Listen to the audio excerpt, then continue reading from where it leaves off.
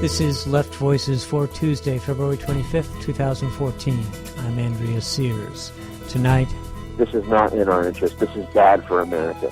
Foreign corporations are going to make the money. American people are going to bear the risk, and they're going to have to pick up the tab when things go wrong. exposing the truth behind Keystone XL Pipeline claims.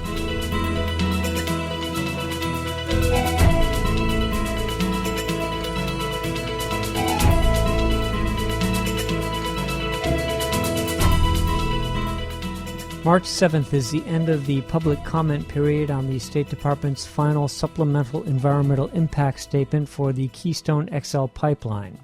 Secretary of State John Kerry will then make his recommendation, and President Obama has promised his decision to allow the pipeline from Canada to go forward or not in a couple of months.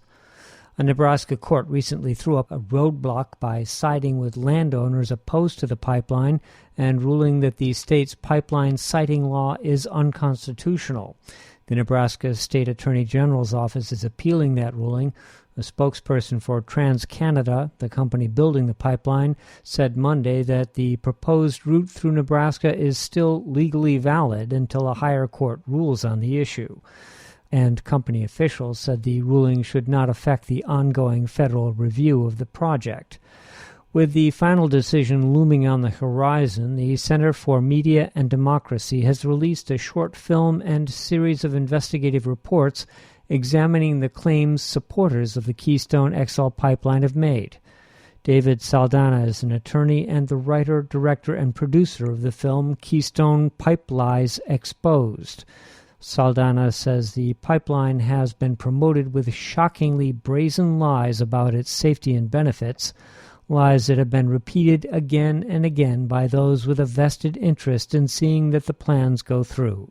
Chief among them is this claim that TransCanada put out years ago that as many as 120,000 jobs will be generated by the Keystone Pipeline. Well, that's just utterly false. We're looking at possibly 3,900 jobs over the course of a 2-year construction directly from the pipeline, maybe a few thousand more ancillary jobs. But what you won't find is 100,000. It's just false. They're repeating this number over and over again, 10,000, 20,000, 100,000. The State Department report itself, which has its own problems, not the least of which being the company that prepared it is linked to TransCanada, the company that wants to build the pipeline. That report itself acknowledges that these claims are grossly exaggerated. You know, the Global Labor Institute at Cornell University reviewed those claims and found them to be, in quotation marks, unsubstantiated. That's a very polite way of saying they made it up. They just don't have evidence to back up those claims. So that's thing one. A lot of other key claims that have been ignored are this promise of energy security. We can get oil from a trusted neighbor. We don't have to get it from the Middle East where they don't like us very much. Well, that's just false. The whole point of building the pipeline to the Gulf Coast of Texas is to get access to those global shipping lanes. Right? How do we know that? Well, the government of Alberta, Canada, has said so. The energy minister of the federal Canadian government has said so. The Prime Minister of Canada has said so. They want to get into the public market, and the reason is they've currently glutted the Midwestern market, which is as far as current pipelines can reach, and they're getting about $70 a barrel for that oil going to the Midwest, whereas if they could put it onto the global market, they're looking at $100 a barrel. Well, when you're talking about pushing out hundreds of thousands of barrels a day, that's not pocket change that they're talking about. They have every incentive to push all that oil into the global market so they can maximize their profit. That's the only way that the incredibly costly, labor-intensive, energy-intensive, water-intensive tar sands extraction process becomes profitable if they can maximize every cent they get out of it. One thing that I wasn't aware of until I came across the information about your film was that Keystone is actually exempt from contributing to the oil spill cleanup fund that other pipeline operators are obliged to chip into. Why are they exempt from that, and what's the impact if there is a spill? That's a fact that shocks a lot of people. The Pipeline Trust Fund Liability Fund is I believe it's 6 cents a barrel that goes through a pipeline, goes into a fund that the pipeline companies pay into. And it's basically a large insurance fund because the cost of cleaning up a major spill, as we've seen along the Kalamazoo River in Michigan, can reach into billions of dollars. And they had a spill there 2.5 years ago that's still getting cleaned up, and the cleanup cost has gone over $1 billion. And that's quite enough to bankrupt even a very strong company. So the trust fund is the hedge against the taxpayers having to pick up the tab. But the law that created that trust fund created a carve-out for unconventional oils. And the IRS has defined tar sands bitumen, diluted bitumen as it's called, it's defined that as an unconventional oil. So that means that they don't pay into that fund. Now let's take a look at what happened in West Virginia last month when the chemical storage tank leaked into the public water system, and the company immediately declared bankruptcy so that it would not have to pay for the total cost of the cleanup. Well, that's to stop a TransCanada or an Enbridge or another pipeline company from doing the exact same thing. The answer is nothing, which could leave the taxpayers on the hook for literally billions of dollars. Now, let's talk about the Ogallala Aquifer. What happens if there's a leak in that water table? And the 8 million people who rely on it for drinking water and the 13 million people who rely on it for jobs, they're going to be on the hook for desperately trying to clean out these horrible toxic chemicals in the water because TransCanada can simply say, not our problem, we declare bankruptcy. That is a shocking, shocking fact.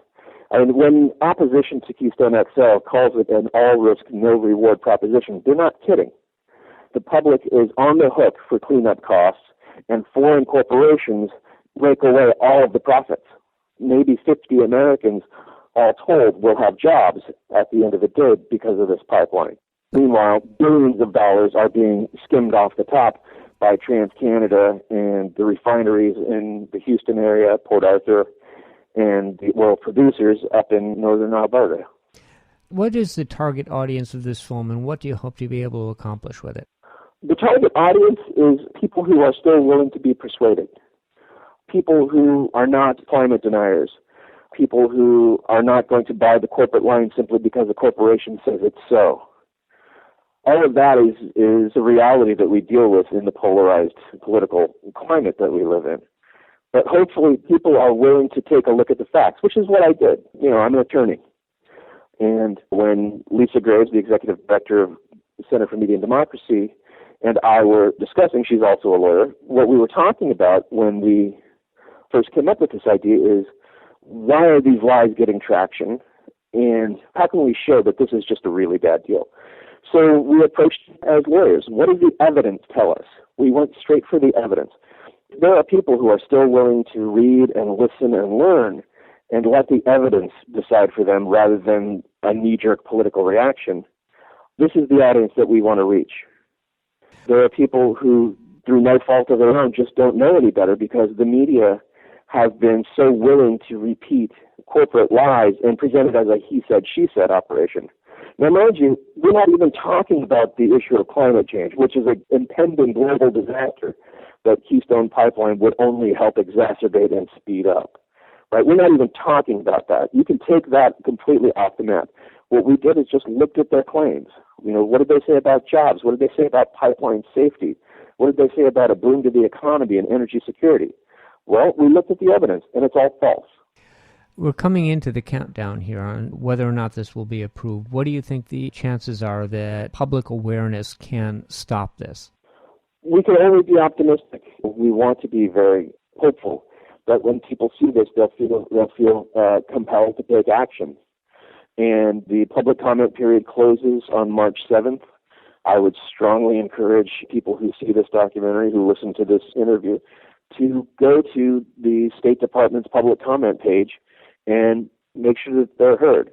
Secretary of State John Kerry has long been an opponent of climate change. He recently called it a global weapon of mass destruction. So we know where his head is in terms of climate change. He has the preliminary decision now to determine whether this pipeline is in the country's national interest. So if you could get people to take action and say, this is not in our interest, this is bad for America, foreign corporations are going to make the money, American people are going to bear the risk, and they're going to have to pick up the tab when things go wrong. That doesn't sound like the national interest to me. And I would hope that folks who agree with that are willing to take their figurative pen in hand and tell Perry that. The public comment period closes a week from Friday on March 7th. After the public comment period closes, the 90-day wait period before Perry renders his decision on the national interest. That expires, I believe, at the end of April. Then it goes to President Obama. So the process is far from over. There's still a long fight. And the only thing that I could ask your listeners and the viewers of the documentary and folks who read the report is to keep fighting, because this quite literally could be the fight of our lives. David Saldana is the writer, director, and producer of the film Keystone PipeLIES Exposed, a film released by the Center for Media and Democracy. The production package for Keystone PipeLIES Exposed, including a 22-minute film, is available at www.pipeliesexposed.org.